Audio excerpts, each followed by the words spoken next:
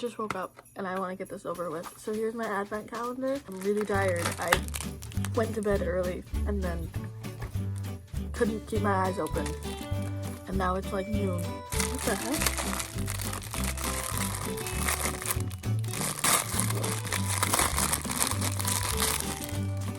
Oh my god, it's a hair clip. It's a hair clip. Wait, that's actually really funny. That's actually really funny when you use that. I'm gonna kill Santa Claus! Hey guys. Welcome to Vlogmas. Day 3. So today, as you probably saw in the title and probably the thumbnail, I'm gonna read Reddit stories and do cloud makeup. I have the base, I have my eyeshadow palette, I have oil paint. We're set, we're locked.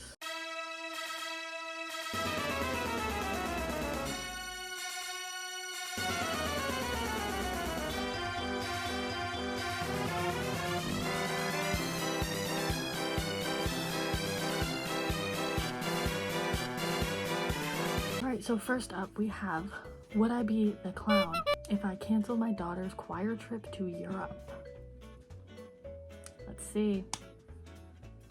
I have a beautiful, incredibly talented daughter who sings in a children's choir. The choir is so good that they were invited to participate in 2 competitions in Europe next year, which is an amazing opportunity and something I'm very proud of, as you should be. When I did choir, we would do competitions sometimes. We did like a competition in a different state, like New Jersey or something, and it was pretty fun. It's a really fun experience to be able to like sing like that with your classmates. I also really liked when marching band would go on trips and do competitions. That was really fun.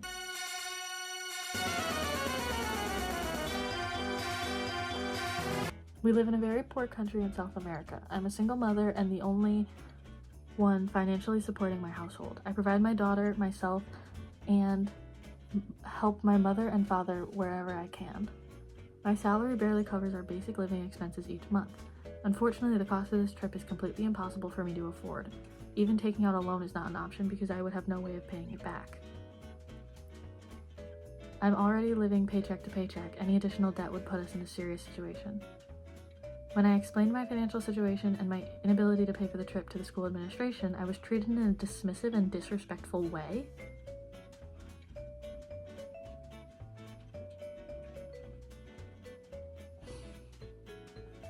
They should offer and be like, we can help you pay for it. That's what my marching band would do if someone couldn't afford it. They would offer to pay for it. They would do like a scholarship type thing. Like, not everyone can afford it, and I feel like as a school that's doing something like that, you have to understand. Especially if you're in like a poorer country or a poorer area. Like, I don't live in the bougiest area. They understood. My parents could walk in at any minute.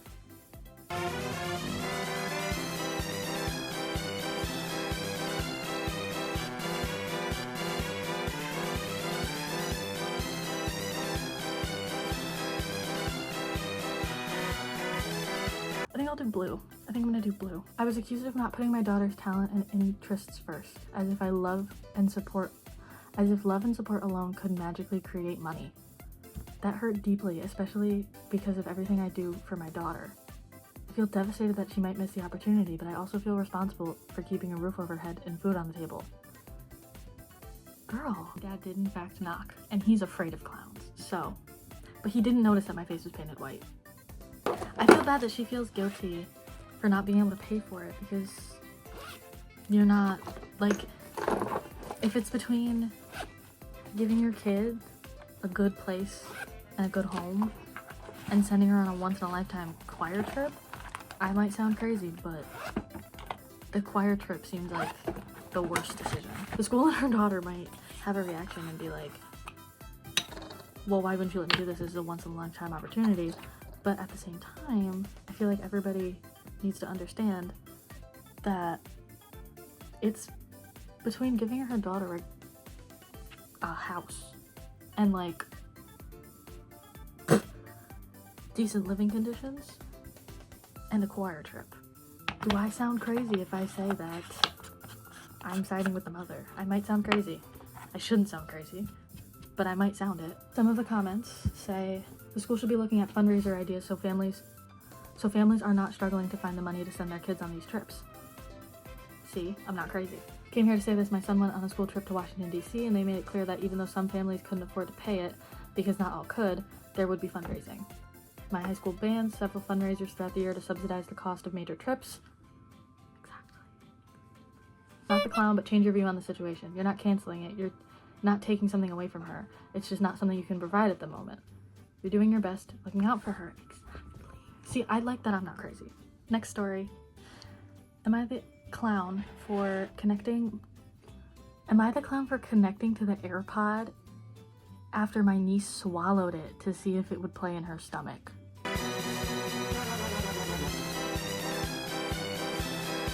What? Wait, I'm confused. When my 3-year-old niece swallowed my sister's left AirPod, everyone started worrying. I was trying to lighten the situation, so I connected to the AirPod on my phone and put my ear to her stomach to see if I could hear it. Surprisingly, I actually did hear a little song coming from inside of her, which made the moment a bit funny for me. But the people around us didn't find it amusing. They all looked at me like I wasn't taking things seriously at all. I was just trying to calm the mood, but I ended up being the only one laughing while everyone was stressed about the AirPod inside her.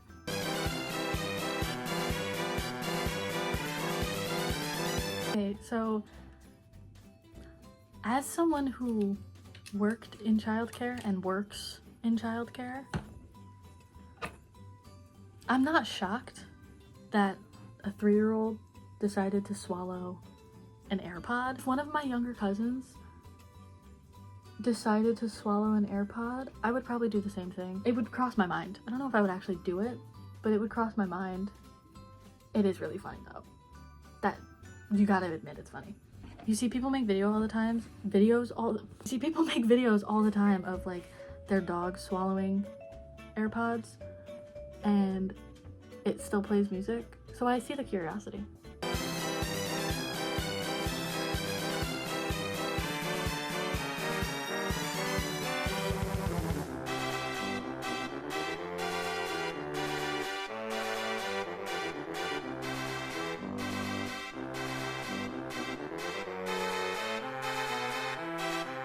I don't think I can be unbiased with this one. That's hilarious. I know, right? But my niece and I thought it was hilarious. Again, girls laughing. If anything, I think it's a net positive that you made a 3-year-old laugh while everyone else was super concerned. The worst thing that you could do in a tense situation is scare a toddler. Sort of true, swallowing a button battery is an emergency, but the vast majority of issues are whether it gets stuck in the esophagus. If it made it to her stomach, it's likely gonna make its way out. She's gonna be fine. I'm not a medical professional at all. Do not take my advice. If you swallow an AirPod, do not take my advice. There's 2 things I love in this world. It's this eyeshadow palette and clown makeup. Those are like my 2 favorite things.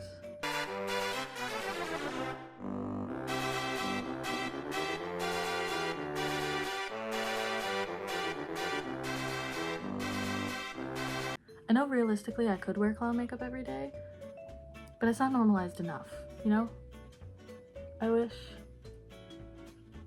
it were very normal. Like, I wish everyone wore clown makeup because I love it. I love doing it. This palette and a lot of my brushes have stains on them from when my best friend Ronnie and I did clown makeup and 2020 makeup.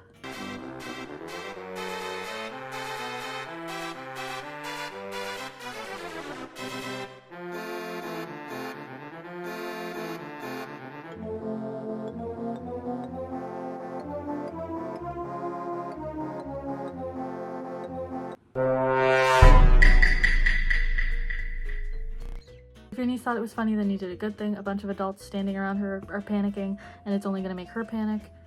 But if her uncle is joking with her and being silly, she knows it can't really be that bad at all. You were probably the only one in that moment keeping her calm. If you're in a serious situation, don't scare the toddler, because you will die.